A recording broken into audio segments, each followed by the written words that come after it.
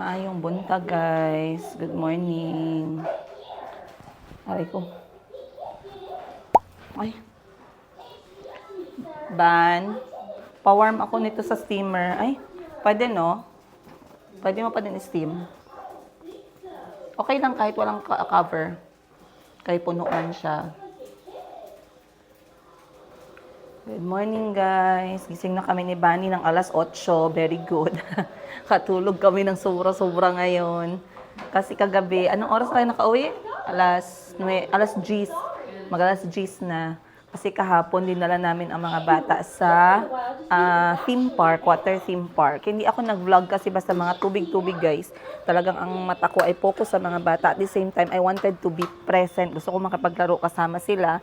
Though hindi ko naman sila malaro lahat. Kay si Kahil gusto doon sa malaking slide. Si Chico gusto doon sa pambata, si Calvi gusto sa pambata na slide. Si Chico gusto doon sa may wave pool. Si Mayumi gusto doon sa may alon na maliit.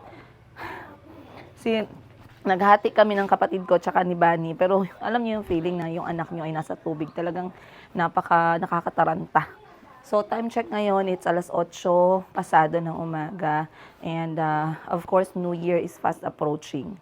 Kaya nakita niyo, ang dami naming labahin. Hinahabol namin na wala kaming maruming damit. Pero hindi kami nawawalan ng maruming damit, guys. It's always punuan. Kaya napaka-helpful na meron kaming washing machine.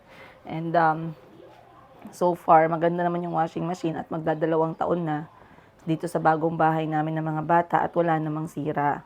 So, today, gusto kong maraming nag-comment sa last episode ko, last upload ko, about sa pagbabago ng mga anak ko na wala na dito si AC. Maraming nagagalit, tinatawag ko siyang Auntie Christine. Nasanay kasi ako, guys. Anyway, the problem is yung character niya. Wala namang problema dun sa pangalan. Ang character ni Auntie Christine talaga yung problema. But gusto ko kayong i-update ngayon. Umalis siya dito sa bahay namin August 27. Lumipad siya August 27 kasi yung visa niya August 28 yung pinakahuli talaga. August, September, October, November, December. This is now the 4th month that Auntie is not here in the house. 4 months since I sent her back to Uganda. And basically, she was not able to finish yung 3 years na maximum stay dito sa Pilipinas. Tapos mag-show up lang kami every 2 months. Nakastay lang siya dito ng, hindi nga siya hindi nga siya umabot ng 2 taon. Mag-almost lang kasi dumating kami dito ng September, October. So, magsa-second year pa sana siya bago siya lumipad. Basically, hindi na talaga nakaabot. Hindi nakayanan si Madam Donya Jablot 2. Hindi ko nakayanan. But, what are the things na ginagawa namin, ng mga anak ko na talagang nagbago?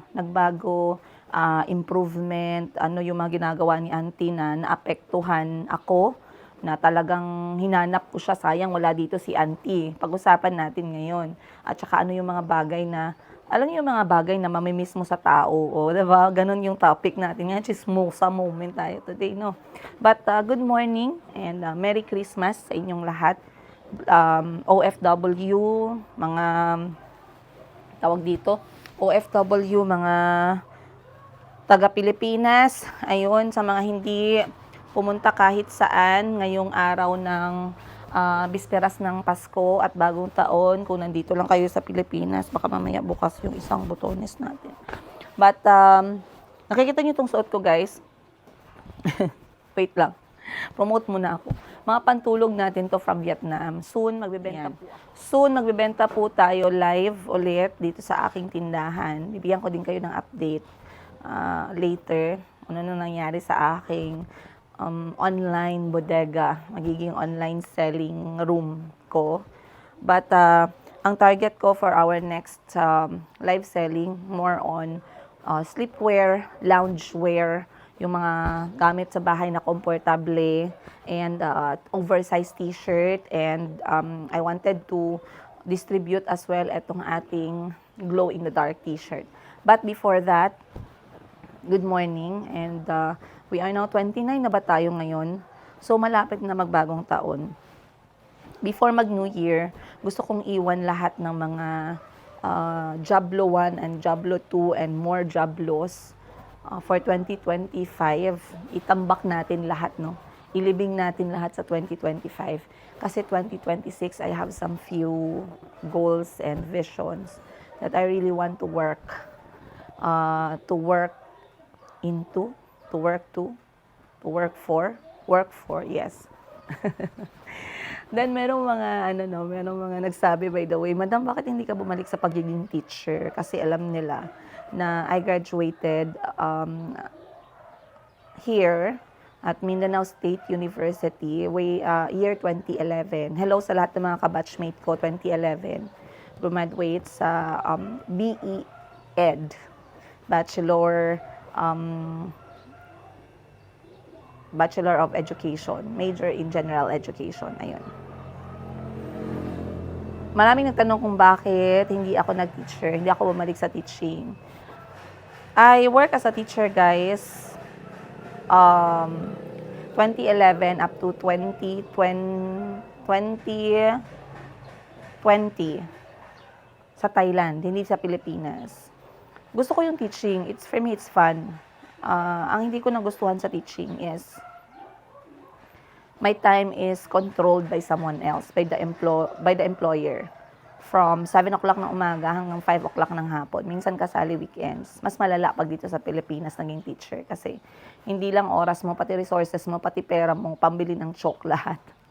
So, ako ang pinaka-concern ko sa pagiging teaching, yung time talaga. Kasi I wanted to have more time para sa mga bata. Hindi ko pwedeng ibigay lahat ng oras ko sa trabaho kasi I wanted to be flexible sa oras ko para sa mga anak ko. So, hindi ako bumalik as teacher. Yun lang yung aking concern doon. But, like I said, you guys, welcome. Ngayon, ikot ko kayo sa mga bagay na used to be iniikutan ni Auntie Christine dito sa bahay ko. And ano nang nangyari no pagkawala niya. So, basically, nakikita niyo sa likod, this is our laundry. Etong laundry namin, guys, hindi namin yan kinakamay. Etong laundry namin, ito ay washing machine yan lahat. Yan. Nakita nyo, guys, ang aking garahe ay walang kotse. Aray kong kasi, wala lang. Ang kotse ko nasa labas, total hindi pa naman busy yung subdivision. Pero dito muna nilalagay yung mga sampayan. We're still trying to organize the house this year. Habang ginagawa pa yung aking online selling na room. And as you can see, meron akong dinagdag dito actually na parang maliit na cabinet. But eto guys, hindi naman siya nakakadisturbo sa aking garage. Kasya pa rin ulit yung kotse dito. But eto siya is just for mga bagay na need namin i-keep. Katulad ng meron kami ditong power washer, meron akong speaker, meron akong uling, meron akong aircon, meron akong yoga mat. So, madami. Ayan. Ginawa ko siyang parang, cabinet para sa garahe. Kasi nakatambak lang yan dito dati, no? And meron pa dito yung aking office table. As you can see, guys, from Mayumi Thailand Closet. Nandyan pa siya. Nilinisan ko pa yan. Kasi ililipat natin ulit sa ating selling room, online selling room. But this is how it looks right now. Katapos niyang ma-tiles. Okay naman guys, no? Nagiging space naman to the other day. Kami dito ng swimming pool para sa mga bata. Shoes? Go inside ka. Inside. Saan ka? Ha?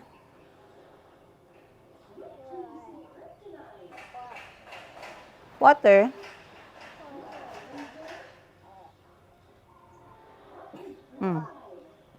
Go inside, go inside.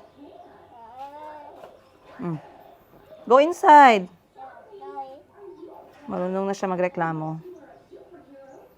Sa mga nagtatanong, Madam, marunong na siyang magreklamo si Mayumi, marunong magsalita. Yes, guys.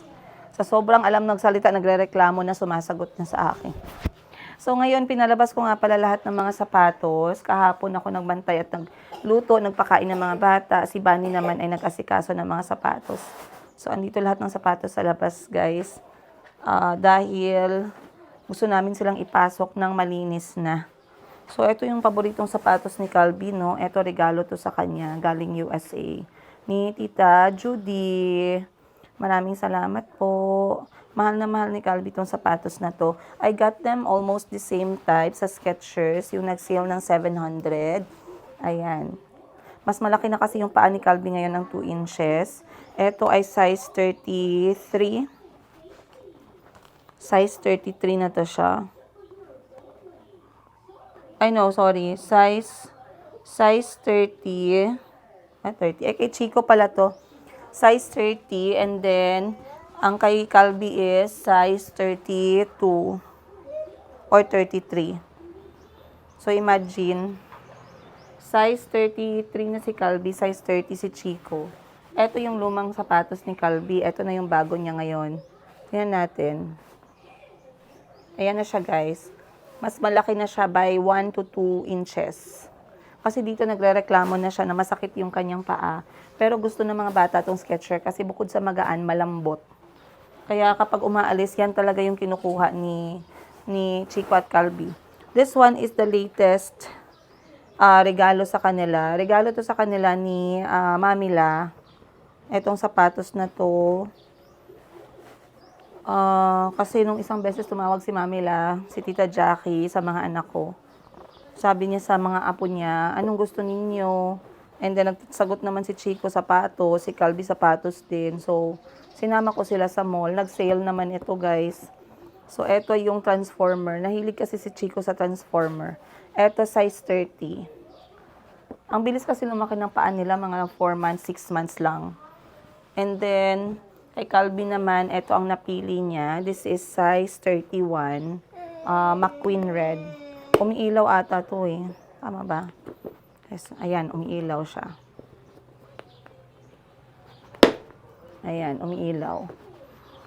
Kay Mayumi naman, ito, binigay din ni Mamila to. Ito ay ang kanyang, ay, hindi pala. Show them the shoes, nak. Ito ay ang sapatos ni Mayumi for casual, smart, street smart look. Aba, may paluk-look pa. Ayan, ito yung white.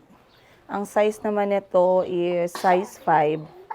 Pambata. Ang liit lang. Tingin ako.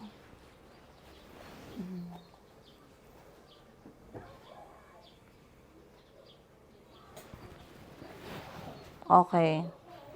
So, si Kahil naman, eto yung bagong bili ko na sapatos, nag-sale din. 1,000 na lang siya.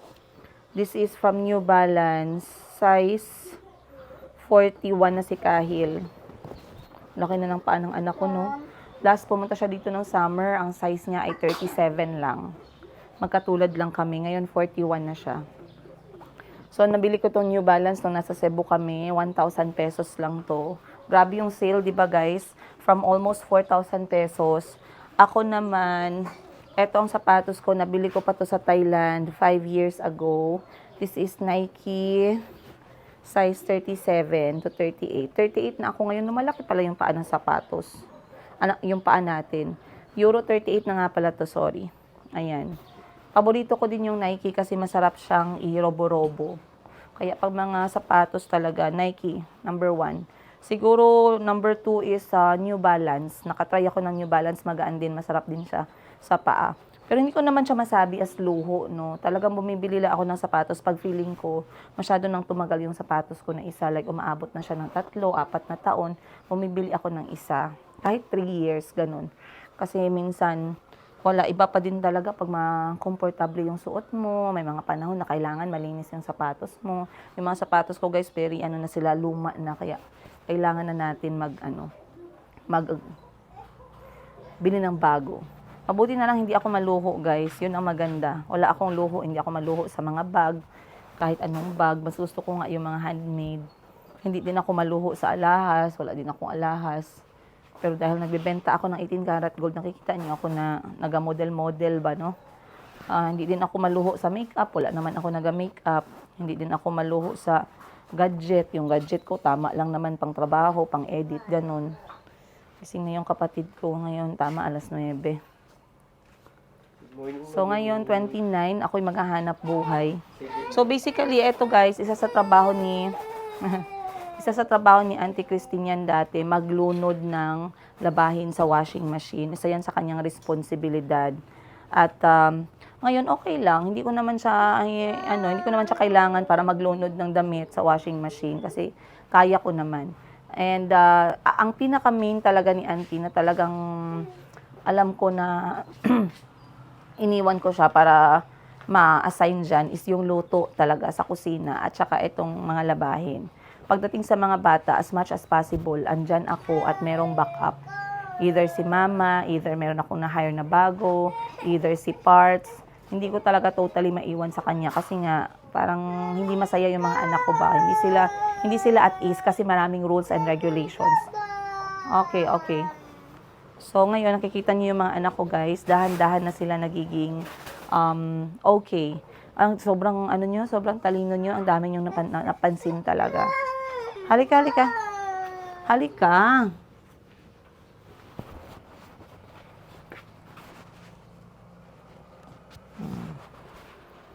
Okay. So, etong bahay ko guys, kahit isang beses, I'm coming inside. Kahit isang beses, si Auntie Christine, hindi talaga siya nakapaglinis dito sa labas. Kahit isang beses, hindi po siya nakahawak ng walis, hindi nagtanggal ng damo, hindi po siya naglinis dito sa may front yard talaga, kahit dyan sa labas. Pag may basura dyan, maabutan ko na lang pagbalik ko, never talaga nalinisan. Hindi ko ba alam, kaya siguro tatamlay siya kasi ang dami niyang upo-upo. So, pasok tayo guys dito sa loob. Let's go inside. So, ngayon, dahil wala ngang pasok at holiday, ayan, hinahayaan ko yung mga anak ko, ayan.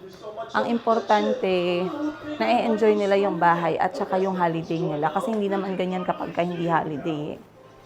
Hindi naman siya ganun katulad. Malulobat na yung aking cellphone, ay yung aking microphone. Okay, saksak na ako sa Type-C, Yeah. Ay, para meron akong Wait lang guys,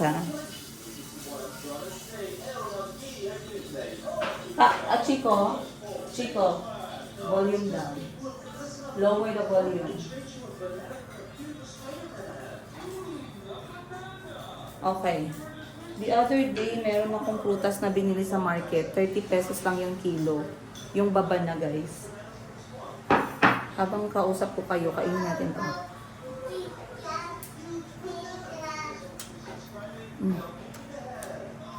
Ang tamis.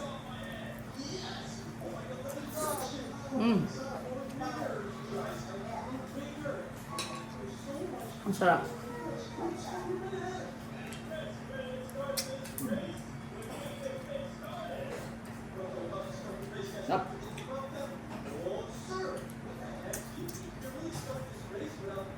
And a big shout out sa aking 300 pesos na bulaklak.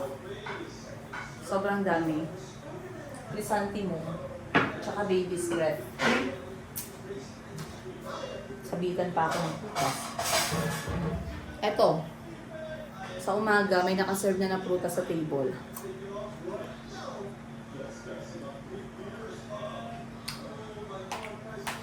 Maraming nagtanong sa inyo, nasaan si Ate Hana, no? Ate Hana, by the way guys, kailangan niyang lumuwas ng Manila agad-agad kasi nandun ang pamilya niya. Meron siyang opportunity doon, so nagpaalam po siya ng maayos. Ayan, namimiss po siya ng mga anak ko. Nag-enjoy kami kasama si Ate Hana. So, Ate Hana, kung nasaan ka man, laging mag-ingat, magpakabait, and mag-ingat sa Luzon. Kasi para sa akin, Luzon is very overwhelming, guys. Never pa kasi ako naka-ano din na nag-stay talaga dyan sa Luzon area. So, we wish Ate Hana the best. Ayun. Ngayon tayo.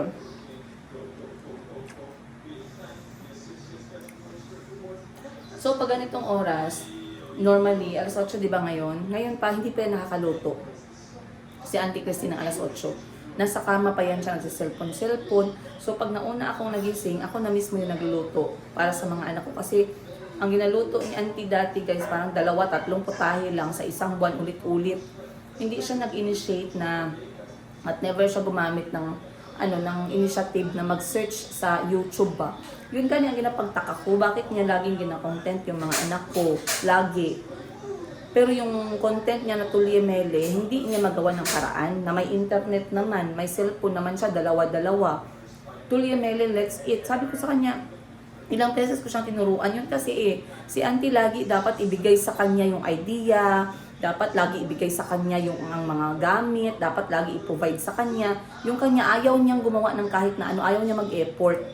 Parang ngayon may nagsabi sa akin, ma'am, ayaw niyo talaga ma'am kahit ngayon ma'am, parang madam, parang ganun yung gusto niyang mangyari, ayaw niyang gumalaw. Ganun. Parang ako yung nananamlay. So sabi ko, auntie, madami naman tayo, lagi naman ako namamalengke. Pwede ka mag-search anong bagong, ang ganda kayang content nun, di ba? Imagine, African ka, Ugandan ka, nasa Pilipinas ka, tapos marunong ka, expert ka magluto ng mga pagkain Pinoy. Napakagandang content nun kahit ako as Pilipino, no? Ako mismo, talagang makikurious ako paano niya ilulutuin yung adobo, marunong ba talaga siya ng apritada, marunong ba talaga siya ng lauoy, marunong ba talaga siya ng ginisang bagoong, mga ganun, di ba? Ang dami, guys. Ang daming magagandang content at hindi kailangan mahal. Ang importante, meron ka lang initiative at meron ka lang willingness na matuto, meron ka lang creativity sa utak mo, hindi ka tamad. Kasi syempre, kunyari, gusto mo, let's say, gusto mong gumawa ng tawag nito, fish fillet na merong malunggay. May malunggay sa kapitbahay, lagi kaming merong isda. Kunyari, gusto niyang gumawa ng pinakasimple. Kunyari, 20 pesos budget na ulam. Oh, ang ganda kaya niyan. O, bagoong tsaka kamatis, igisa mo. Different style ng pagluto ng sardinas sa Pilipinas. Ang gandang content. Kung ako lang na may oras sa luto, guys, naku. Gusto ko talaga yung ganun, no? Kaso luto for me is very time consuming.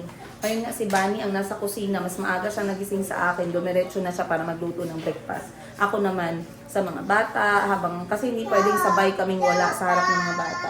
Yes? Ito apple, you want apple? Apple. Ano, cereal, you want cereal? Yes? Makuha tayo cereal. Cereal pala gusto ni Nini. Maglabas ng ano. Ay, no, ganyan. Yun lang nga. Mga bata, hindi pwede sa ganyan.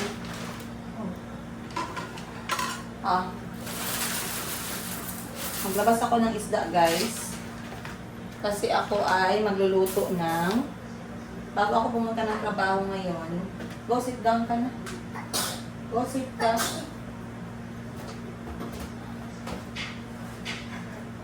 Wala na tayong gatas pala. Saan yung gunting mo nandyan?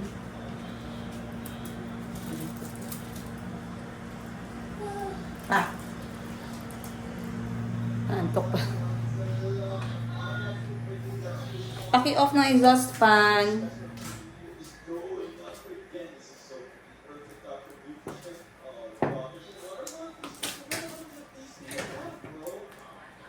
Kailangan ko lang ng extra gamitin.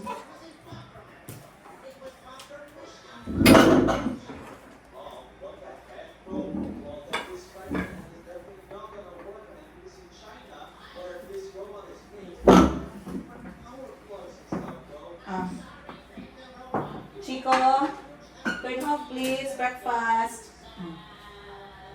Chico, turn off. Put.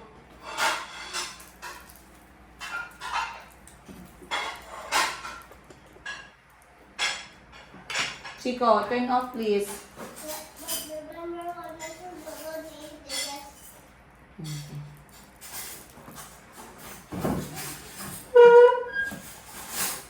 Water, please.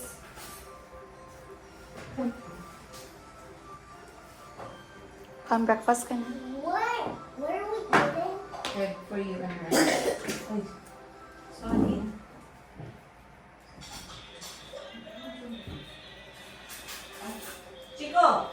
Shut it down. Come. Wala pa yung ibang mga anak ko guys. Tulog pa sila. Kami lang muna. 4. Sabi ko, wag muna. Ay. Bani, oh. Tubig na yung soy sauce. You want soy sauce na? Ha? Siko? Ay. Yeah. Good morning, Mayumi. Soy sauce na lang. Warm water. Okay. So, next is, dito tayo sa may kusina. So, wala dito si auntie, hindi siya nagatambay dito. Hindi din siya nagatambay dito sa living room. Nagatambay lang siya dito pag gusto niya i-vlog yung mga bata. Nanonood ng TV, papatayin niya yung TV, iba-vlog niya yung mga bata, kakausapin niya, tapos iba-vlog niya ng iba-vlog dito. Diyan lang yung panahon na tambay siya dyan. Sa kwarto, ganun din. Pag nandyan lang yung mga bata at gusto niya i-vlog. Pero pag hindi niya gina-vlog ang mga bata, saan siya nagatambay? Dito, guys. Basically, hindi niya, walang somewhat, tawag nito, walang somewhat raw na moments na talagang yung intention niya ay para sa mga bata. Lalo na yung parang na-realize niya na madami yung nanonood no pag ginagawa niyang content yung mga anak ko. Walang raw moments. Dito siya tumatambay. Saan siya tumatambay? Eto, pakita ko. Amaya na lang ha. Dito siya tumatambay, guys. Ayan. Yan. Dito. So, nakita niyo to, itong upuan na to. Dito siya lagi nakaupo. Ayan. Dito siya lagi nakaupo.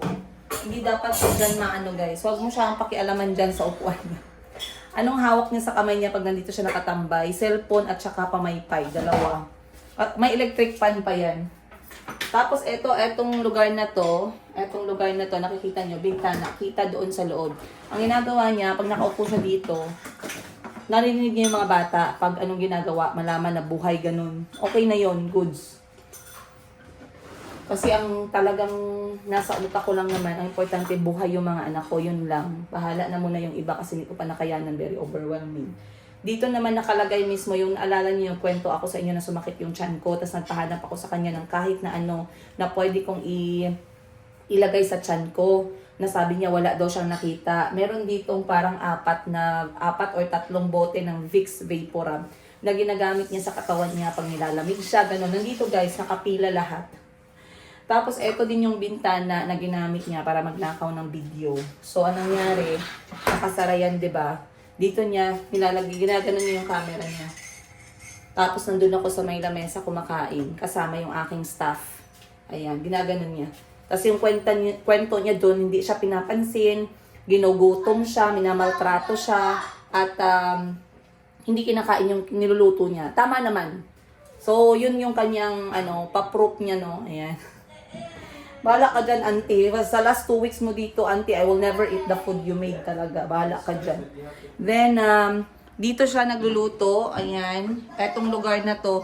Ang hindi ko talaga maintindihan sa kanya, guys. Ilang beses ko siyang isabihan na pwede niyang lutuin 3 bagay at once. Isa, kanin.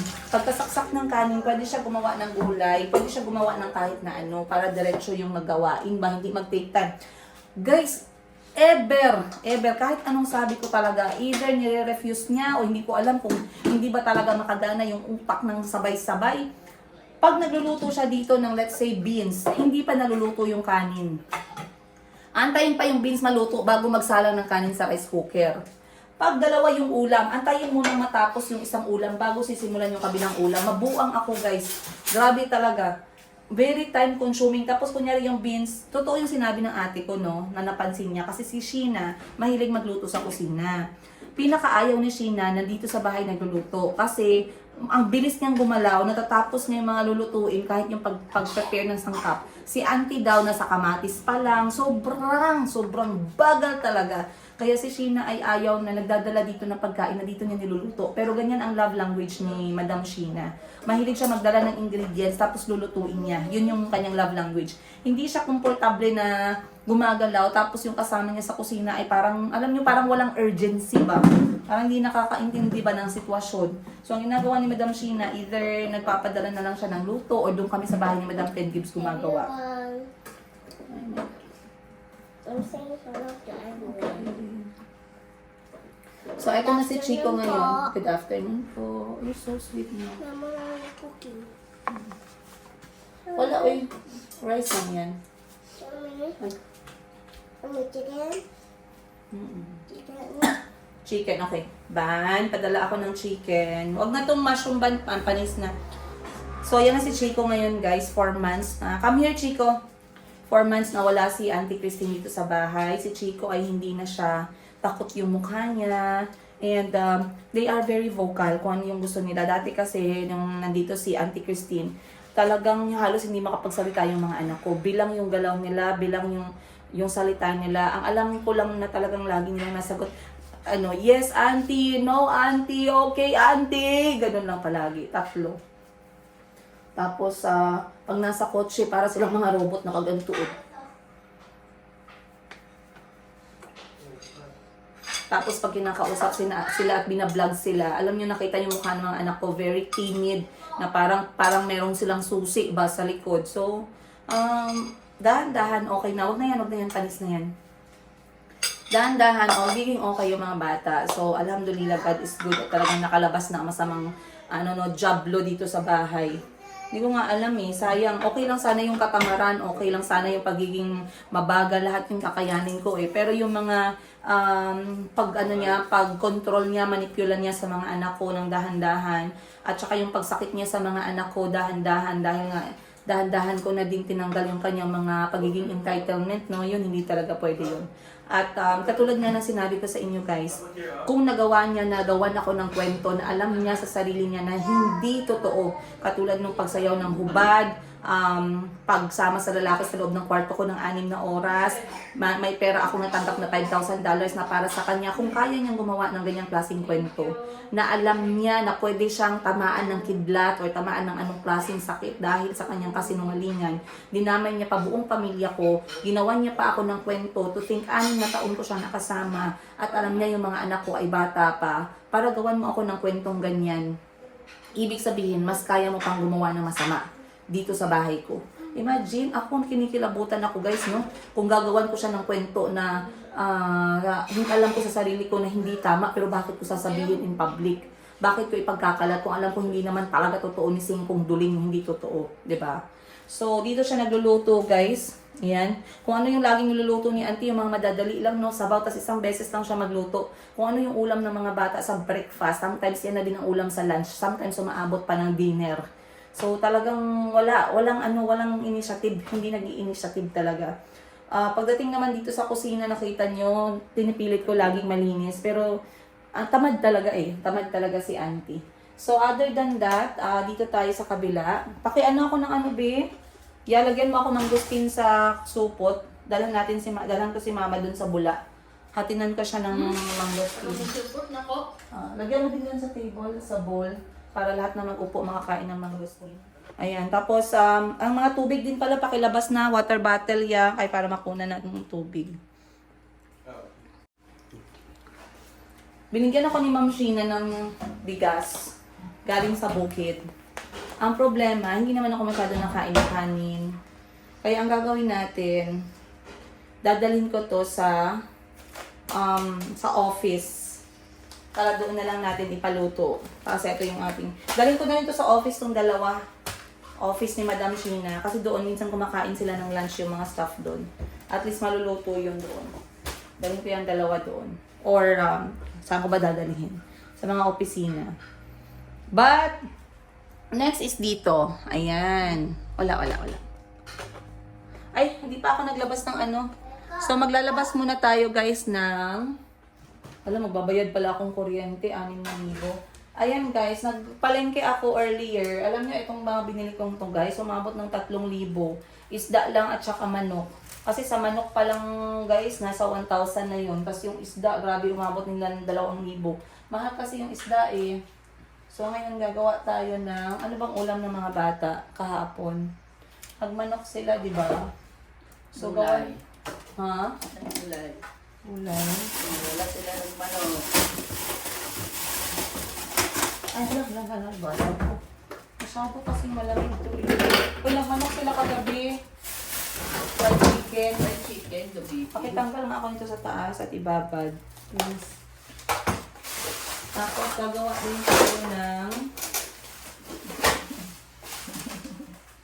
Ibabad mo, anuhan mo muna ng tubig para lumambot konti. Etong nasa taas ang kailangan ko. Gagawin natin sabaw na isda. Simpleng sabaw lang. Then eto, ipapa-defrost ko na para i-defrost ko na tong chicken na giniling. Nilalagay ko to sa patatas at saka carrots mamayang gabi. Okay.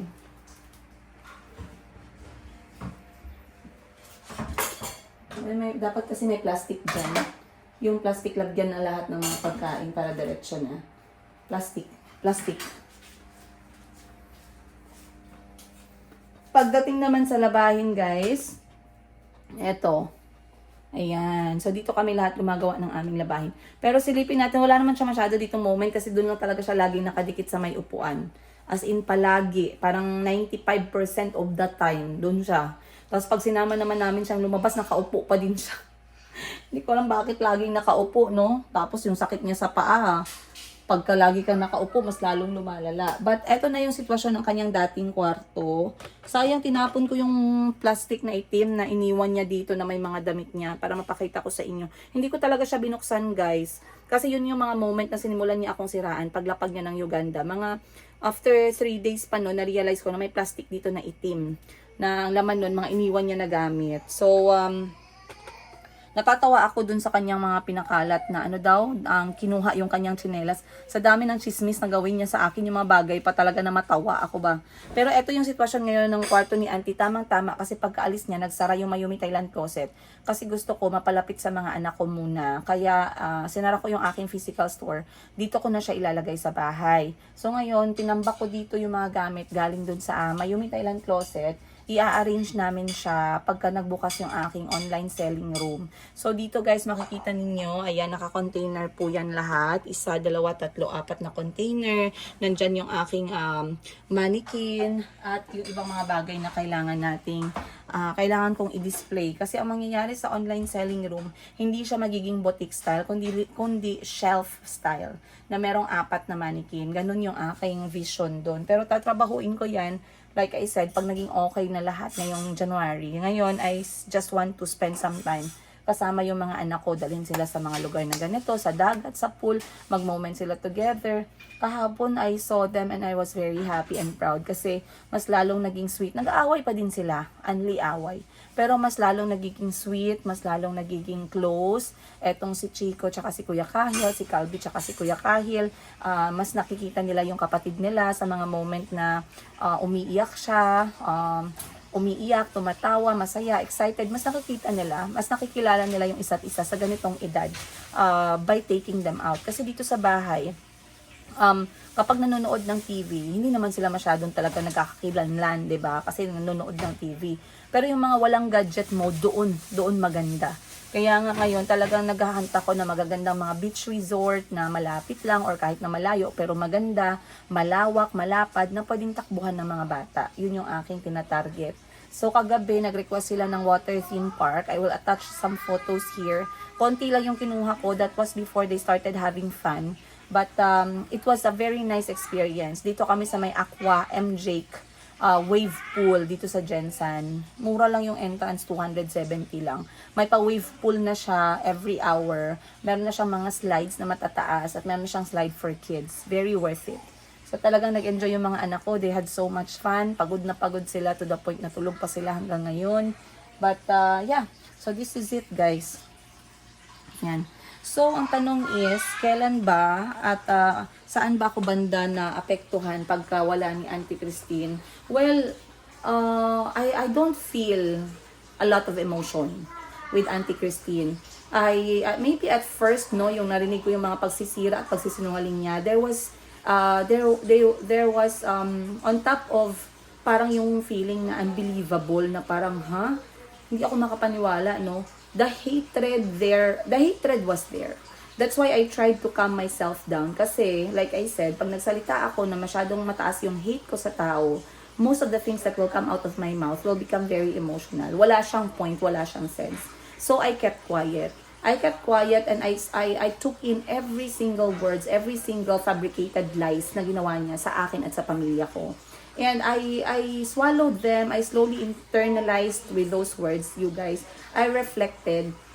And slowly yung hate nawala siya. Slowly, ang na-feel ko is, I'm grateful. Slowly naging grateful ako. Naging grateful ako kasi it's about time na umalis na siya sa buhay namin ng mga anak ko. Naging grateful ako kasi somehow, people were there to support me sa decision ko.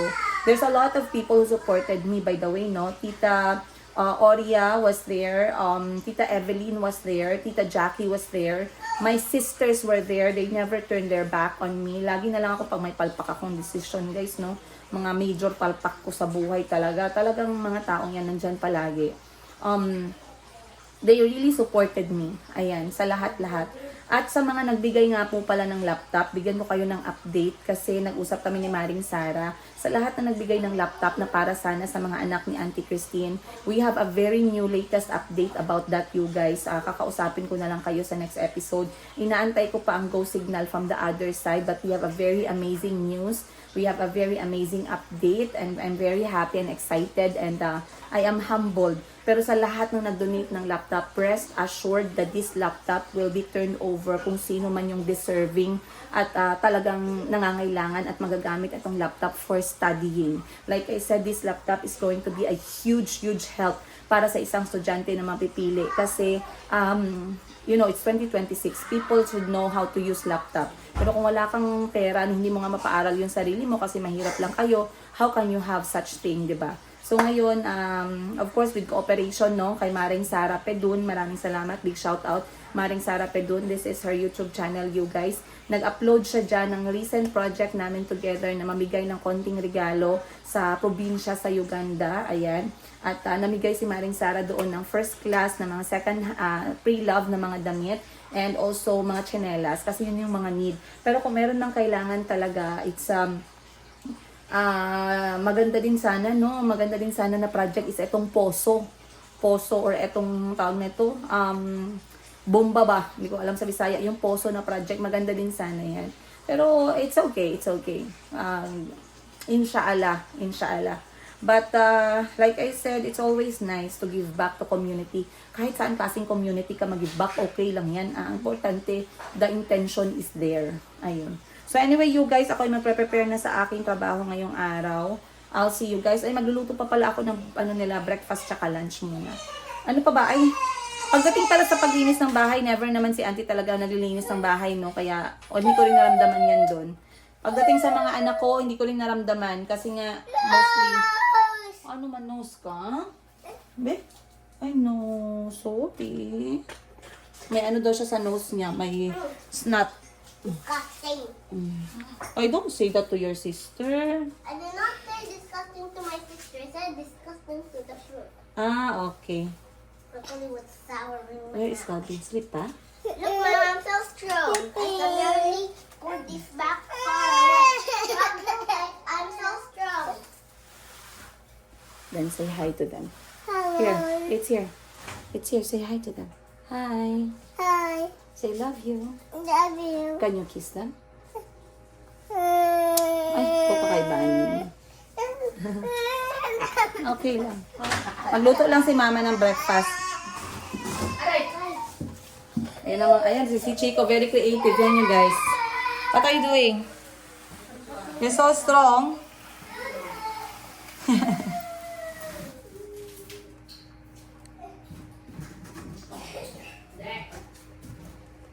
Yang? Tabangis ako din sa kusina kasi ano,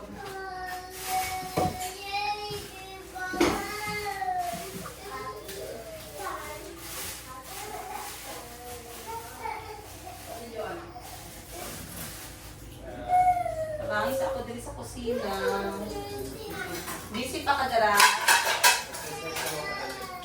Sige. Masaya mo sa bro? Mag-wash lang. Okay, ako naman. Si Kahil, tulog pa? Tulog pa. Isarado sa tabi ng door para di sila mag-istorbo.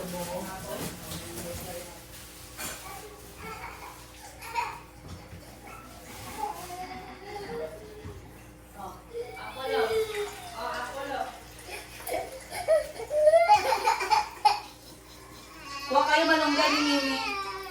Huwag kayo malunggay. Kita siya dito. Ano pala?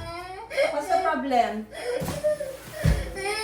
What's the problem? Sorry. Wipe mo muna tears niya. Nakain na breakfast niya? Oh, kao na siya tapos nagbuwan dyan na po siya. Na? Buwan dyan. Gonja? May buwan dyan dito. Nagbuwan banana na po. Nanuwa siya ng kaon. Ano yung muna bakit siya nag-iyak? Anong problema?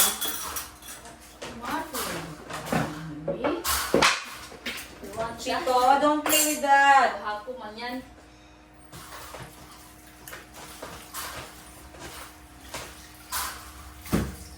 So, itong ano guys, nabili kong isda, 380 ang kilo. Ito yung talakitok na isda. Matamis to isabaw. So, ilalagay ko sa sabaw to na merong malunggay. Kuha kayo malunggay ni Bani. Bodo tayo. Then yung kalahati, gagawin kong paksiw. Yung tayo outside. O kayo outside, sige na.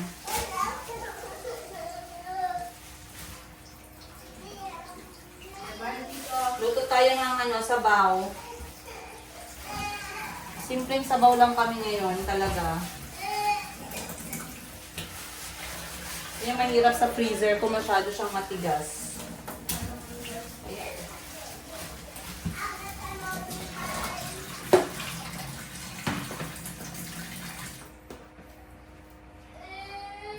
So, eto guys, eto ay ang pompano. Yung pompano naman, masarap siya i-scabeche. So, next time na lang natin yung siya lulutuin. Ay. Kailangan ko magbenta ngayon kasi meron akong babayaran ng mga electricity. Kailangan kong marami akong babayaran. So, kailangan ko mag-replenish ng pera. Sana makapagbenta ako. So, ngayon na hindi pa ready yung Mayumi Thailand closet, ang gagawin ko is, tawag nito, magbibenta muna ako ng alahas.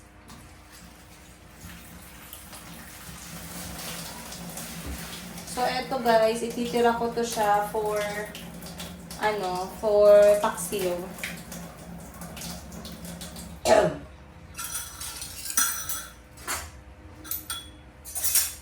Paksiw na merong gulay. Like talong, okra, ganun.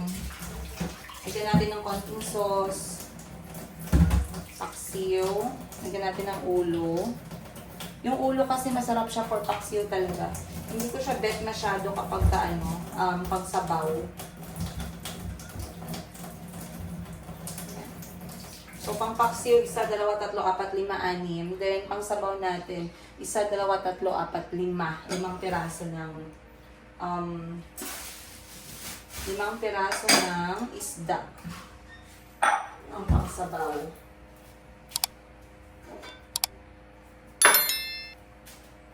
So, anyway guys, magluluto po muna ako. I'll see you on today's episode or the next one episode. Bye guys! Love you!